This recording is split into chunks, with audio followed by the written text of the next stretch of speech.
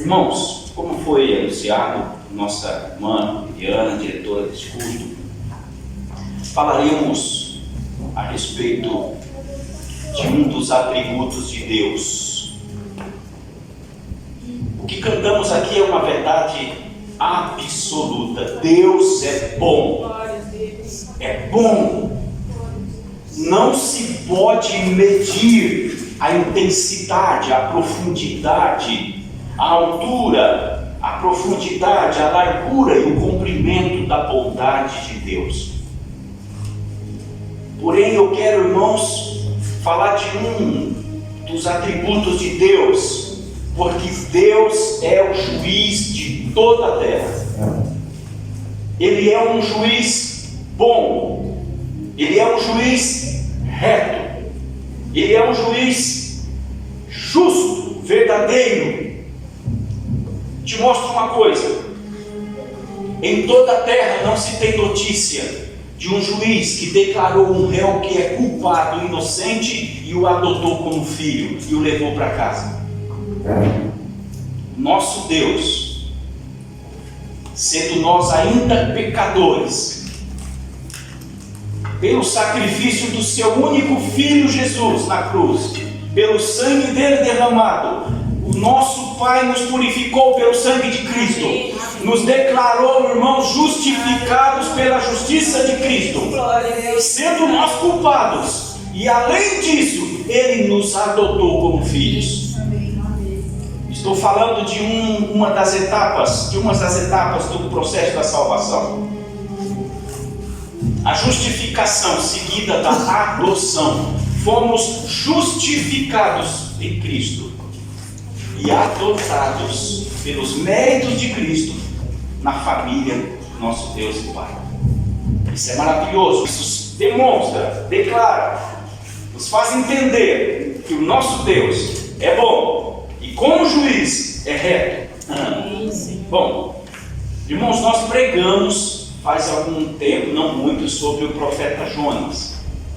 Falamos sobre o profeta Jonas, e hoje eu quero falar de um outro profeta, de uma parte da história que não acabou nos dias do profeta Jonas.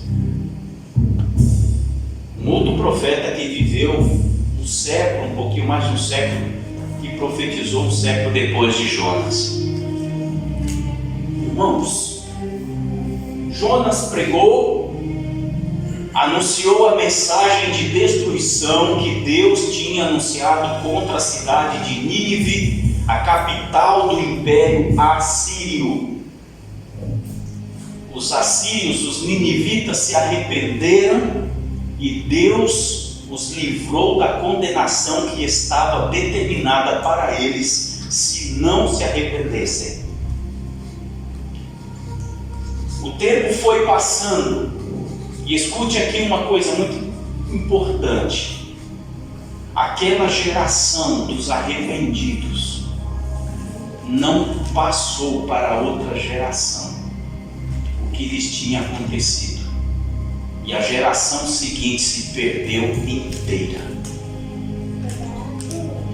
A mensagem que Jonas anunciou foi uma mensagem de arrependimento. Agora é a vez de Naum. Então você pode ir buscando aí, se você puder, por favor, o livro do profeta Naum. Nos dias de Naum, Deus levanta esse homem e ele vai anunciar uma profecia, uma mensagem, não mais de arrependimento, mas de juízo. O tempo do arrependimento passou. Naum anuncia o juízo de Deus sobre aquele povo cruel e tirano, que assolava toda a terra, que massacrava os povos e as nações, que destruía famílias, que matava mulheres e crianças cruelmente, friamente, sem nenhuma cerimônia. Então, nós falaremos, irmãos, neste livro de Naum, que é composto por 3 capítulos pequenos. É uma mensagem curta, mas muito profundo. Deus, o juiz de toda a terra, envia a Naum uma mensagem, entrega a Naum uma mensagem de juízo contra aquele povo bárbaro, cruel, destruidor. Irmãos, Naum, ele profetizou em torno do ano 603 a 612. É possível, dentro desse período, que tenha sido escrito esse livro, proferindo esta mensagem, mas essa destruição vai acontecer entre o ano 654 a 663 a 654 a.C., mais ou menos. Mas olha só, aqui nós lemos junto com a irmã Viviana no início do culto uma palavra que o apóstolo Paulo, escrevendo aos Gálatas, ele disse: não erreis. Deus não se deixa escarnecer. Aquilo que o homem semear, isso mesmo ele colherá, ele cegará. Irmãos, olha só, nesse momento, essa palavra que Paulo proferiu tanto tempo depois, uns 7 séculos depois, ela já está se valendo, se cumprindo aqui na vida desse povo. Só que ao mesmo tempo que Naum vai mostrar o juízo de Deus contra os ninivitas, que há um século atrás haviam se arrependido do mal que faziam, mas agora essa nova geração estava ainda pior que a anterior. Ao mesmo tempo que ele anuncia o juízo contra eles, anuncia, irmãos, livramento para o povo de Judá, o povo de Deus. Olha só, Deus é justo. Ele já tinha dito a Abraão há muito tempo atrás que ele não destrói o justo com o injusto. Ele não destrói o seu povo com os ímpios. Deus é um juiz que sabe separar as coisas. Ele é um juiz verdadeiro, puro, irmãos. A mensagem de condenação contra os ninivitas é ao mesmo tempo uma mensagem de consolação e esperança para o povo de Deus, que também sofria as pisadas, as humilhações que os assírios faziam contra eles. Olha só, no capítulo 1 aqui de Naum, meus irmãos, nós lemos: peso de Nínive, livro da visão de Naum, o Elcocita. O Senhor é um Deus zeloso e que toma vingança. O Senhor toma vingança e é cheio de furor. O Senhor toma vingança contra os seus adversários e guarda a ira contra os seus inimigos. O Senhor é tardio em irar-se, mas grande em força, e ao culpado não tem por inocente. O Senhor tem seu caminho na tormenta e na tempestade nas nuvens, e as nuvens são o pó dos seus pés. Ele repreende o mar e faz secar e esgota todos os rios. Desfalece em Bazã e o Carmelo e a flor do Líbano se murcha. Os montes tremem perante ele e os outeiros se derretem e a terra se levanta na sua presença, e o mundo e todos os que nele habitam. Quem parará diante do seu furor? E quem subsistirá diante do ardor da sua ira? A sua cólera se derramou como um fogo, e as rochas foram por ele derribadas. Irmãos, olha só, é importante entender que todas essas palavras aqui, que soam muito pesadas, não apagam, não borram, não desmancham um atributo de Deus, que é a bondade. Olha o que diz o versículo seguinte: o Senhor é bom, uma fortaleza no dia da angústia, e conhece os que confiam nele. Sabe por que Naum faz essa narração poética, uma linguagem poética, usa uma força tremenda, ele põe nessas palavras para mostrar a grandeza e a soberania de Deus? Os montes se abalam diante dele, as montanhas tremem, o mar se secam, as nuvens são como a poeira dos seus pés, para no final dizer: o Senhor é bom. Sabe o que vemos aqui? Deus, irmãos, é um terror para os maus, mas é uma bênção, é bom para aqueles que nele confiam. Ele é um fogo consumidor para os ímpios, para os rebeldes, para os seus inimigos. É um fogo consumidor, destruidor, mas ele é bom, é um pai, ele é um cordeiro, ele é socorro, ele é auxílio, presente na hora da angústia, ele é fortaleza para os que confiam nele.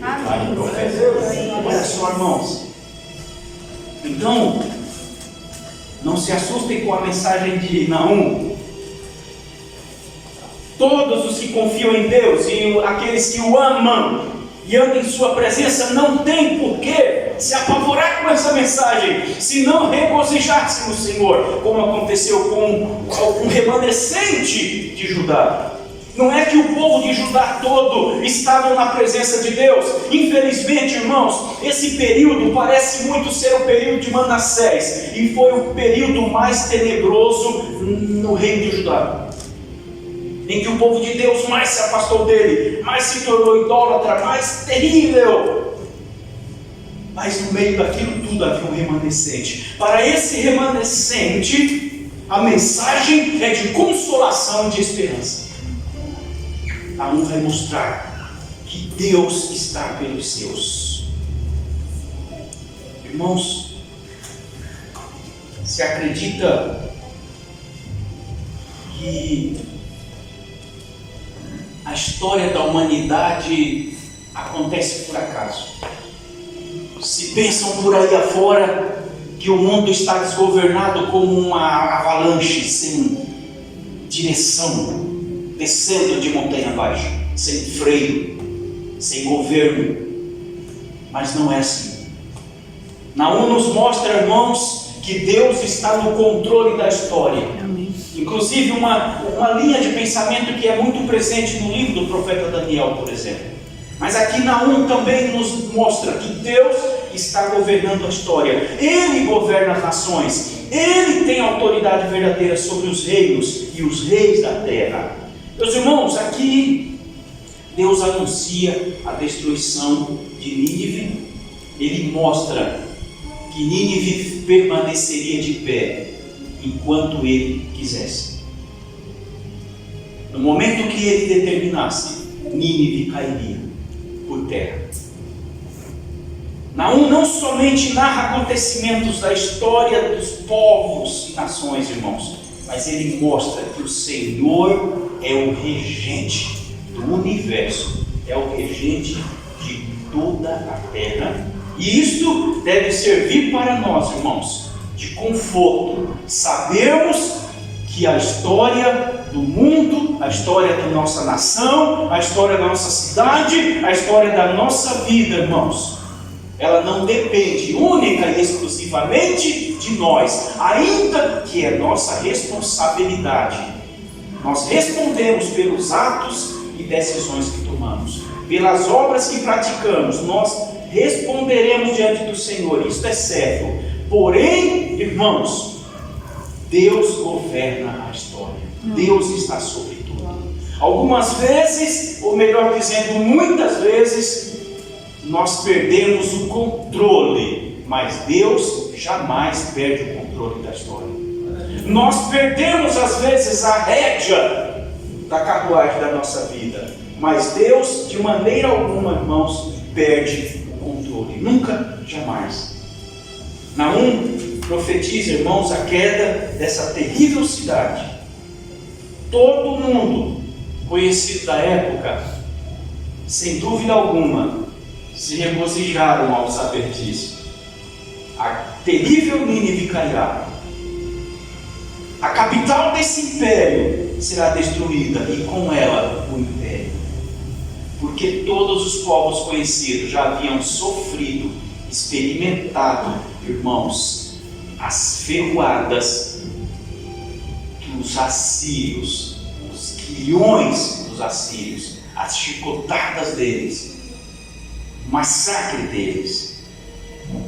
Ora, irmãos, que isso tem a ver para nós hoje, tanto tempo depois, 2.700 anos depois? Isso tem a ver, irmãos, que Deus não muda, Ele é o mesmo hoje. Os impérios continuam na Terra, os impérios globais, continentais, nacionais, regionais, locais. Nós lidamos ainda com os impérios dos nossos dias, com os assírios dos nossos dias. Lembre-se, não estou falando dos sírios, senão dos assírios. Irmãos, nós ainda lidamos com eles, nós os enfrentamos no dia a dia, bem de perto. Só que Deus nos mostra nesta mensagem: eu estou no controle da situação. Deus nos mostra, irmãos, que o final de toda impiedade já está decretada, e que aqueles que nele confiam, esses permanecerão. Deus nos ensina isso, a enfatizar a soberania de Deus sobre os povos, sobre os poderosos da terra, das nações. Isto, irmãos, é para nós, os crentes desse último tempo, uma grandiosa consolação. Isso é uma grandiosa consolação. É uma mensagem de esperança, juízo e terror para os rebeldes, consolação, esperança para aqueles que confiam no Senhor. Em um mundo que tem perdido toda a noção do que é bom, em que o caos, irmãos, tem reinado nesse mundo, até parece em alguns momentos que nós estamos aí como um barco à deriva, perdidos. Até parece que estamos como folha seca, jogadas no vento para um lado e outro, mas não, isso não é verdade. Deus, irmãos, Ele governa. Este mundo que perdeu a noção do que é bom e do que é mal, que inverteu os valores das coisas, que chama o bom de mal e o mal de bom. Esse mundo horrível, irmãos, está sob o domínio do Rei do Universo, do Juiz de toda a justiça. E sabemos de uma coisa, irmãos: Ele fará justiça para o seu povo. Tenha certeza disso. Nós só precisamos permanecer sendo o seu povo. Amém, Jesus. Você precisa permanecer sendo seu filho, seu servo, confiando nele. Eu preciso, nós precisamos disso. Porque só tem dois lados essa mensagem, não tem um terceiro lado, não tem um centrão aqui, irmãos. Ou é de um lado ou é de outro. Ou estamos do lado dos ninivitas, que agora não recebem uma mensagem de arrependimento, mas de juízo, de destruição. Ou estamos do lado do remanescente de Judá, irmãos, que está ouvindo uma mensagem de esperança e consolação. Agora, dá uma olhada, que interessante. O juízo sobre os ninivitas não depende da força e do poder dos outros inimigos que os atacarão, não, mas de Deus, que levantarão outros povos para fazer guerra contra eles, irmãos. Isso é muito interessante. Deus, o juiz de toda a terra, podemos ver nessa parte que já lemos, é soberano. Ele é protetor do seu povo, destrói o inimigo e protege os seus. Agora, do versículo 8 em diante, até o 12, veja: e com uma inundação transbordante acabará de uma vez com o seu lugar, e as trevas perseguirão seus inimigos. Que pensais vós contra o Senhor? Ele mesmo vos consumirá de todo. não se levantará por 2 vezes a angústia, porque ainda que eles se entrelacem como os espinhos e se saturem de vinho como bêbados, serão inteiramente consumidos como palha seca. De ti saiu um que pensa mal contra o Senhor, um conselheiro de Belial. Assim diz o Senhor: por mais seguros que estejam e por mais numerosos que sejam, ainda assim serão exterminados, e ele passará.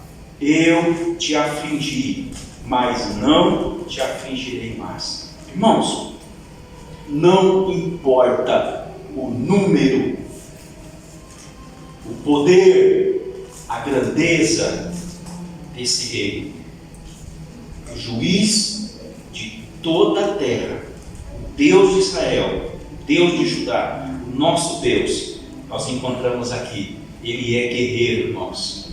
Ele é Senhor dos exércitos. Ele peleja a batalha dos seus. Judá, na sua plenitude, já não poderia contra os ninivitas. Ainda mais apenas um punhadinho de irmãos fiéis que haviam lá no meio dos irmãos rebeldes. O que poderiam fazer? Nada! Mas Deus se interpõe entre eles e a nação cruel. E Deus deixa claro que estão pensando contra o Senhor. Não há possibilidade de escape. Irmãos, no verso 13 ao 15, o juiz de toda a terra é disciplinador. E agora quebrarei o seu jugo de cima de ti e romperei os teus laços. Contra ti, porém, o Senhor deu ordem que mais ninguém do teu nome seja semeado. Da casa do teu Deus exterminarei as imagens de escultura e de fundição. Ali farei o teu sepulcro, porque és vil. Eis sobre os montes os pés dos que traz boas novas, dos que anunciam a paz. Celebra as tuas festas, ó Judá, cumpre os teus votos, porque o ímpio não tornará mais a passar por ti, ele é inteiramente exterminado. Amém. Irmãos, mensagem, volta a dizer, uma mensagem de terror e de extermínio, de escuridão para os inimigos de Deus e do povo de Deus, ao mesmo tempo que uma mensagem de consolação e esperança para o remanescente de Judá. Aleluia, Jesus. Então, amada igreja, eu quero fazer aqui uma reflexão com vocês. Quando olhar em sua volta, esse mundão doido que estamos vivendo, e você chega a pensar assim: esse mundo não tem jeito, está acabado. Não acontece às vezes que a gente pensa, quando eu penso que já vi de tudo, aparece uma pior, não é assim? Irmãos, isso pode até ser o fim, uma mensagem, um anúncio ou prenúncio de final, de terror para os ímpios. Mas meu irmão e minha irmã, para aqueles que confiam no Senhor, ainda que esteja sofrendo, creia na palavra de Deus. Ainda que você esteja sofrendo, acredite, o juiz de toda a terra, ele faz justiça para aqueles que confiam nele. Amém. Irmãos, ele vela pelos seus. Essa mensagem não é para meter medo no povo de Deus, é para infundir esperança e certeza que Deus é justo e ele fará justiça. Meus irmãos, já basta do Deus Papai Noel. Estão brincando demais com a imagem de Deus, com a pessoa de Deus. Fala-se demasiado sobre esse Deus Papai Noel, esse Deus amiguinho, esse Deus chucu-chucu, essa coisita linda, esse amiguinho de jardim. Não. Nós estamos falando de um Deus soberano, glorioso, tremendo. O Deus, irmãos, que faz das nuvens nuvens dos céus, como a poeira dos seus pés. É o Deus que seca as águas do mar, ou que as ajunta na palma da sua mão. É o Deus em cuja presença as montanhas estremecem. Estamos falando do juiz do universo, criador do céu e da terra. Aleluia. Esse Deus soberano que se importa conosco, que somos tão chiquititos, tão pequenos, em nossa pequenez, irmãos.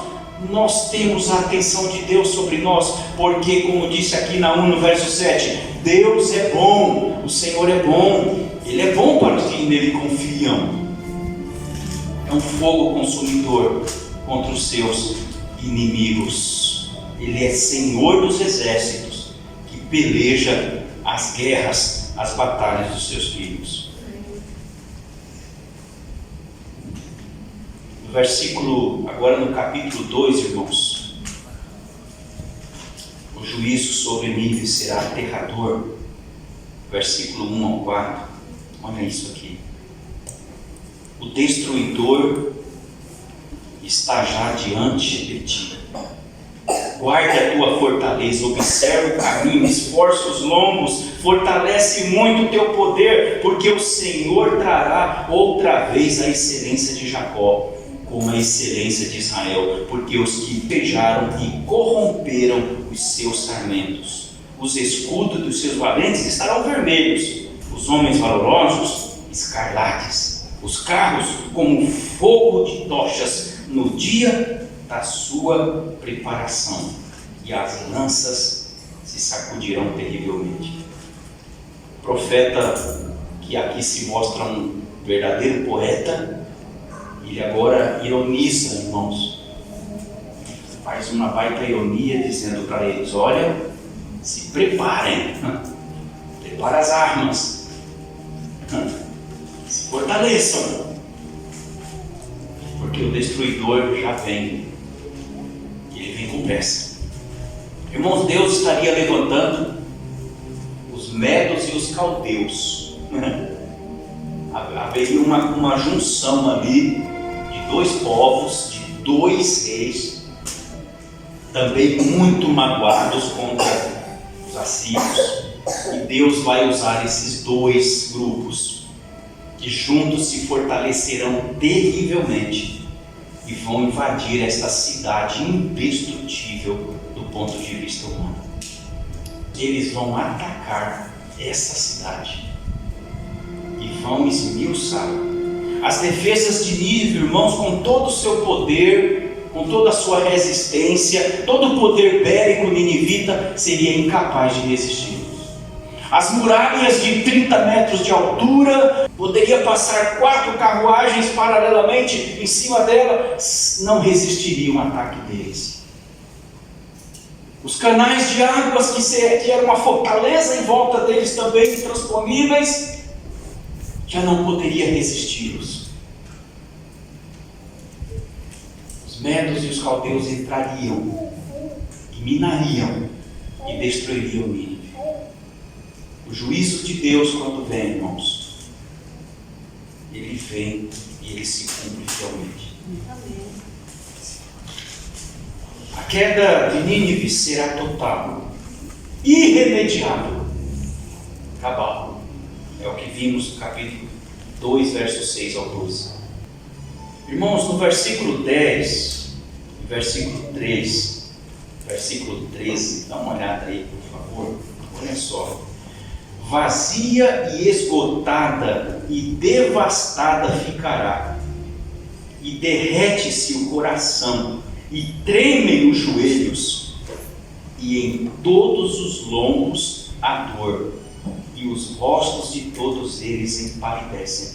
Verso 13: Eis que eu estou contra ti, diz o Senhor dos exércitos, e queimarei na fumaça os teus carros, e a espada devorará os teus leõezinhos, e arrancarei da terra a tua presa, e não se ouvirá mais a voz dos teus embaixadores.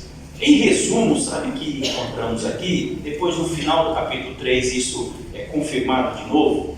Deus está deixando claro: vocês nunca mais se levantarão de novo aos ninivitas.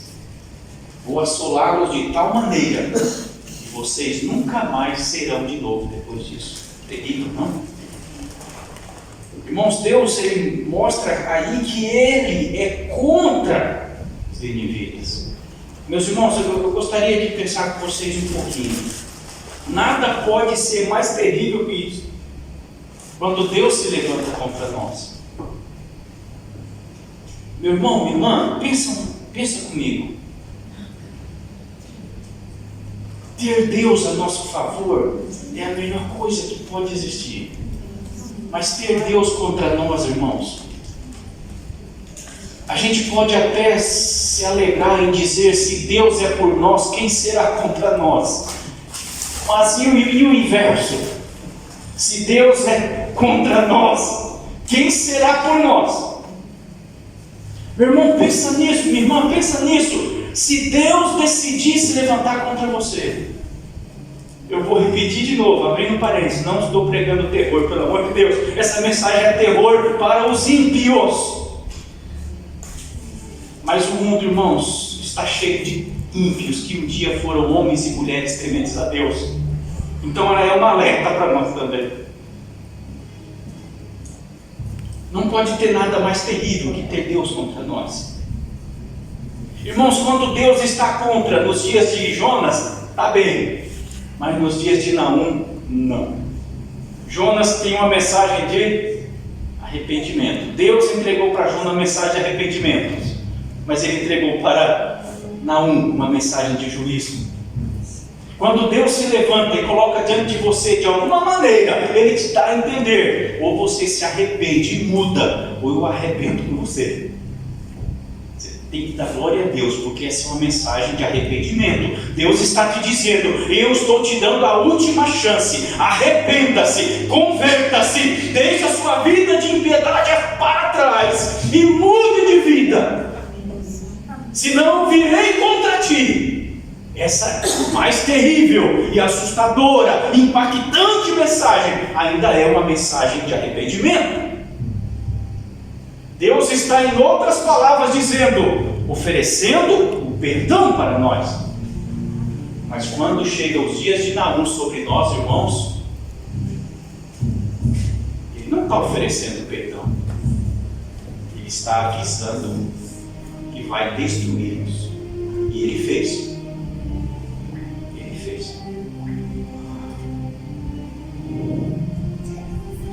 Cuidado com as frases aí que te alegram tanto o coração, meu irmão e minha irmã. Olha, às vezes eu fico, irmãos, tem dia que não dá, eu não sei vocês, no meu celular deve chegar umas 600 mensagens por dia. Claro, eu estou exagerando nos 2 dedos, né?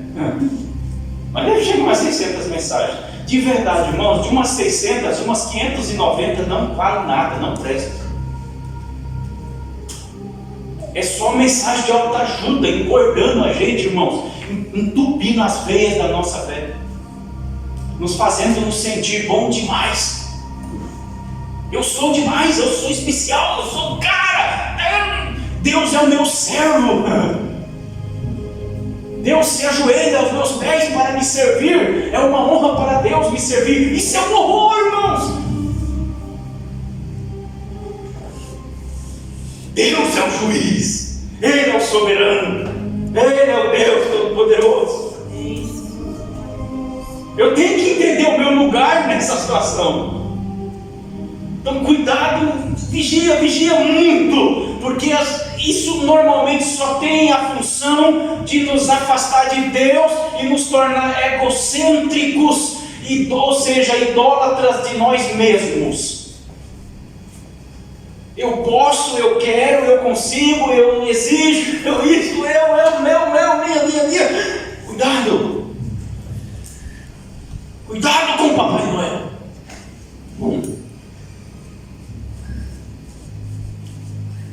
Comece a prestar atenção nessas advertências. Vamos terminar com o capítulo 3, então? Juiz contra Nínive é justo. Ele é um juiz justo. O Salmo 92, verso 15 diz: o Senhor é reto, Ele é a minha rocha, e nele não há injustiça. Não há injustiça no Senhor. Não há. Olha, o mundo está assim de gente atestada, irmãos, que olha alguns textos da Bíblia e diz assim: Deus não devia ter feito isso com aquelas pessoas, sabe? Por que Deus destruiu Sodoma e Gomorra? Meu Deus, tinha velhinhos lá, tinha mulheres e crianças, e tinham jovens com toda a vida pela frente. Por que Deus destruiu? Porque Deus destruiu toda a Nínive, acabou com tudo. Irmãos, o mundo está assim de gente questionando o juiz de toda a terra, de ímpios disfarçados, irmãos, de bons cidadãos questionando a justiça de Deus. Mas Naum deixa claro que o juiz de toda a terra é justo, é puro, que ele não comete injustiças. Olha aí, capítulo 3, verso 1 ao 4. Ai da cidade ensanguentada, ela está toda cheia de mentiras e de rapina, não se aparta dela o roubo, estrépito de açoite há, e o estrondo do ruído das rodas, e os cavalos atropelam os carros, vão saltando. O cavaleiro levanta a espada flamejante e a lança relampeante, e haverá uma multidão de mortos e abundância de cadáveres, e não terão fim, os defuntos tropeçarão nos seus corpos, por causa da multidão dos pecados, da muito graciosa meretriz, da mestra das feitiçarias, que vendeu os povos com os seus deleites e as gerações com as suas feitiçarias. Irmãos, Deus, antes de destruir Nínive, enviou uma mensagem de arrependimento, como já falamos, por meio do profeta Jonas. Eles se arrependem por um momento e depois se tornam ainda piores do que eram. E agora vem a mensagem do juízo. E esta é irremediável. Os castigos sobre Nínive, irmãos imputados, serão proporcionais aos seus pecados, como se pode notar no verso 5. No verso 5 e 6. No verso 7, ninguém se compadecerá dela. Ninguém. Verso 7 mostra que não adianta Nínive chorar. Escute aqui que coisa grave, amada igreja.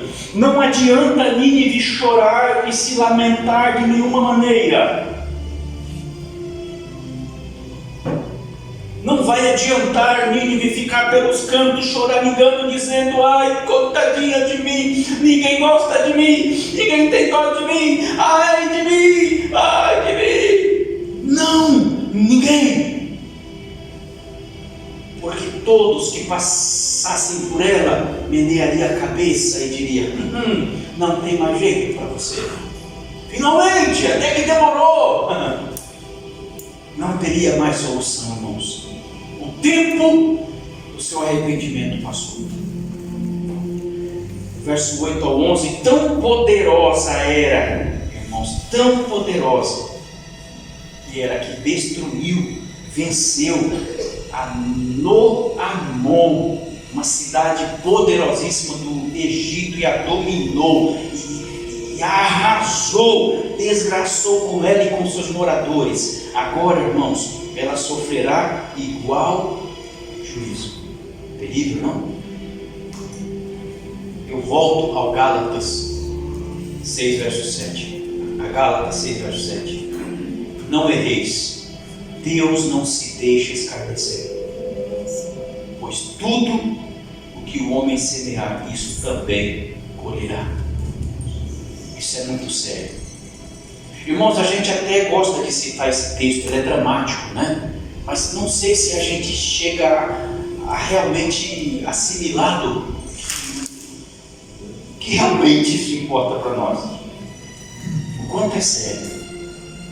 Uau! Versículo 12 ao 17: Deus destrói as fortalezas dos seus inimigos. As muralhas de Nínive não são nada diante de Deus. Suas armas de guerra não são nada. Suas riquezas e poder não são nada. Ele é um fogo consumidor, um terror para os que rejeitam a sua graça. E ele tinha oferecido sua graça para eles, irmãos. E ao longo de um século eles rejeitaram. Aceitaram no primeiro momento, mas depois foram deixando, ao ponto de que a geração seguinte já nem sequer ouvia falar de Deus, já não conhecia quem era Deus. Deus era alguma coisa esquisita, mas não era o Deus que nós conhecemos. Vale aqui uma pergunta para que cada um de nós responda para si mesmo no silêncio de seu coração. Que Deus estamos servindo hoje? Qual é o Deus que você serve? Você serve esse Deus aqui ou o Papai Noel? Esse Deus esquisito que tem por aí? Esse Deus esotérico? Eu já estou ficando saturado com essa tontice de eu creio em Deus do meu jeito. Meu Deus, isso é insuportável. Eu não sei mais dizer o número de pessoas, irmãos, com as quais eu tenho conversado que tem a petulância de dizer: eu creio em Deus, mas do meu jeito. Então você não crê em Deus, você crê em alguma coisa esquisita, você crê em alguma ameba, você crê em algum conceito, em alguma filosofia, mas não crê em Deus, porque não existe Deus do teu jeito. Meu irmão, minha irmã, não existe Deus do teu jeito e do meu jeito. Existe Deus, porque Deus é. Amém. Ele é. Amém. Ele disse: eu sou. Amém. Não há Deus do teu jeito e do meu jeito. Não dá para a gente tentar embalar Deus numa embalagem coloridinha e bonitinha só para que as pessoas aceitem a nossa mensagem, irmãos. Não dá para a gente transformar graça em desgraça, em alguma coisa esquisita, irmãos, e oferecer para o povo uma mensagem que em nada as aproximarão do Deus verdadeiro. Eu não estou falando aqui do Deus do terror, eu estou falando do Deus do amor para aqueles que nele confiam. Amém. Tanto amor em proteção dos fiéis, ele vai destruir os ímpios para que os fiéis não se percam também, irmãos. Isso vai acontecer no juízo final. Ele vai destruir todos os ímpios, para que os justos nunca mais corram riscos de serem contaminados de novo com o pecado. Ele vai destruir o diabo, seus demônios e toda a humanidade perversa, a besta, o falso profeta, o anticristo e todos os homens e mulheres ímpios do mundo, para que os salvos e justificados em Cristo por sua graça nunca mais corram risco de se perder. Pois é. Uau. Ele é refúgio para uns e terror para outros. No versículo 18 e 19, dá uma olhada aí. Interessante. Fechando o texto, capítulo 3. Os teus pastores dormitarão. O rei da Síria, ó rei da Síria, os teus ilustres deitar-se-ão, o teu povo se derramará pelos montes, sem que haja quem possa ajuntar. Não há cura para a tua ferida, a tua chaga é dolorosa. Todos os que ouvirem a tua fama baterão as palmas sobre ti. Porque sobre quem não passou continuamente a tua malícia? Nínive, quem não sofreu seus ataques? Quem nesse mundo, irmãos, toda a terra conhecida na época sofreu as barbáries dessa nação, desse povo. Amada igreja, Deus disse: sua ferida é incurável. Nínive foi destruída. Passou um tempo, aquelas ruínas, tudo virou ruínas, pedras caídas, montoadas, as areias do deserto daquela região do Irã, Iraque, porque ela compreendia uma parte do Irã, uma parte do Iraque, uma parte da Turquia, pegava ali 4 pedaços, 4 pontas de cada região. As areias cobriram todas as ruínas. E assim permaneceu por quase 2.500 anos, esquecida. Irmãos, foi tão esquecida da face da terra, como Deus aqui declarou, que os céticos, os ateus e muitos cristãos abestados, os tais liberais, diziam que Nínive era uma fábula. O império ninivita, o assírio, era uma fábula, era uma história. Não poderia ser verdade. Mas aí, irmãos, lá para os anos 1842, uma comitiva inglesa conseguiu autorização para escavar aquelas regiões. E entre idas e vindas, um erro aqui, outro ali, passado um pouco de tempo, eles acharam vestígios, foram para outra região e outros vestígios. Depois uma outra equipe voltou para aquela parte que eles tinham deixado. E justo ali, debaixo da areia, enterrada, debaixo de muitos metros, milhões de metros cúbicos de areia deserta, estava toda Nínive com seus mínimos detalhes que a Bíblia relata. E a Bíblia, como sempre, tinha razão. Amém. Porque Deus é verdadeiro. Amém, Jesus. Deus é verdadeiro. Por isso, quando a Bíblia diz para mim assim, cuidado com o juiz de toda a terra, não brinque com ele, eu prefiro dar razão.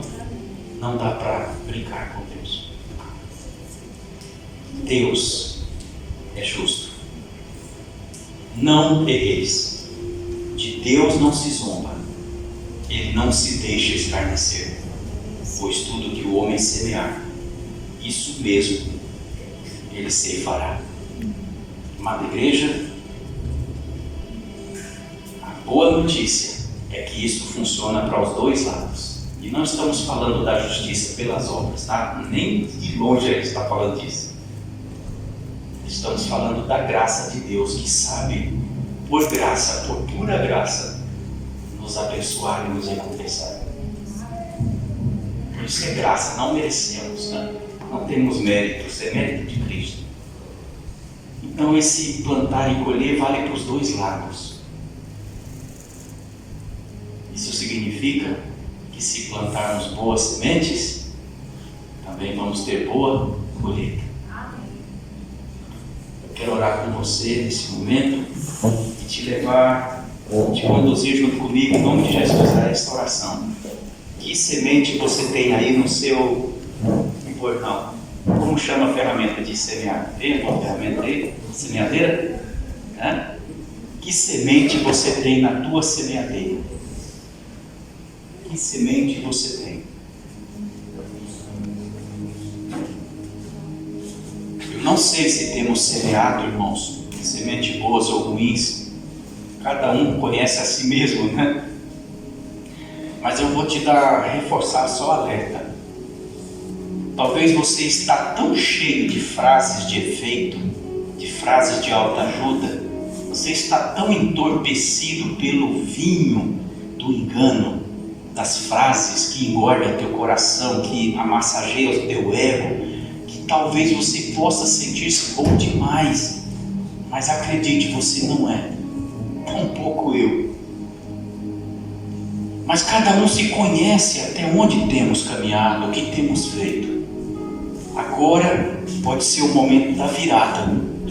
A gente vai interromper aqui, irmãos. Talvez a gente já tenha um monte de carrapicho que a gente plantou aí para trás, um monte de espinhos, um monte de abrolhos, de ervas daninhas que plantamos aí para trás.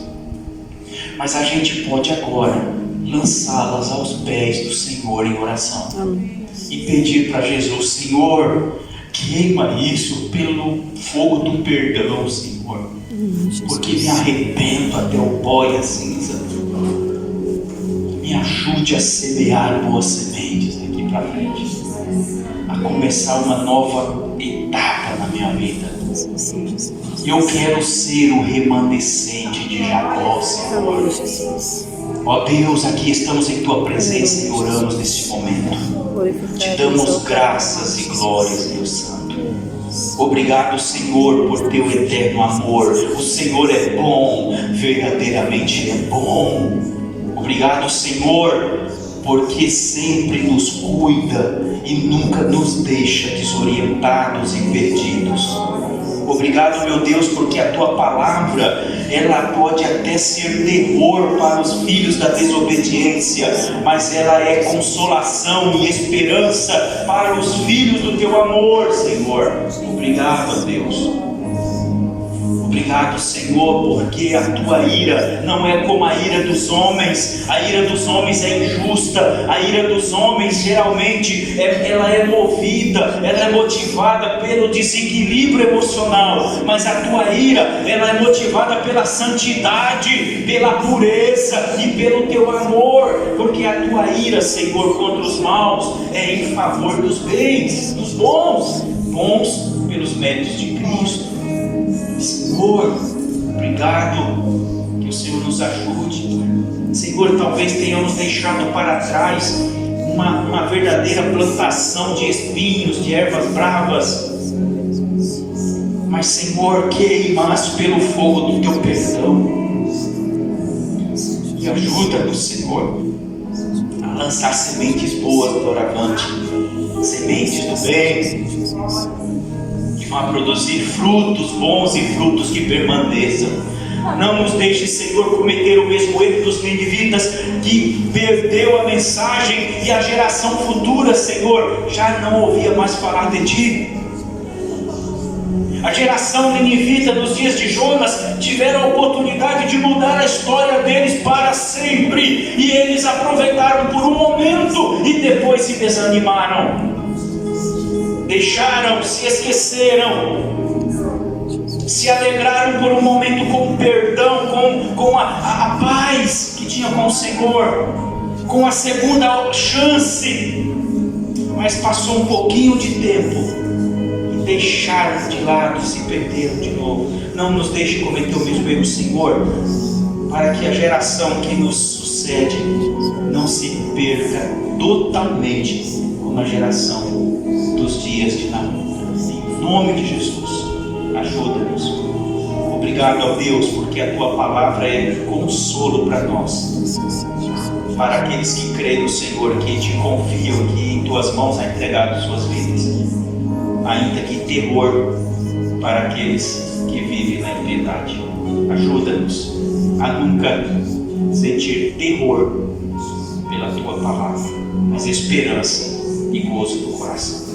Em nome e para a glória de Cristo Jesus. Amém.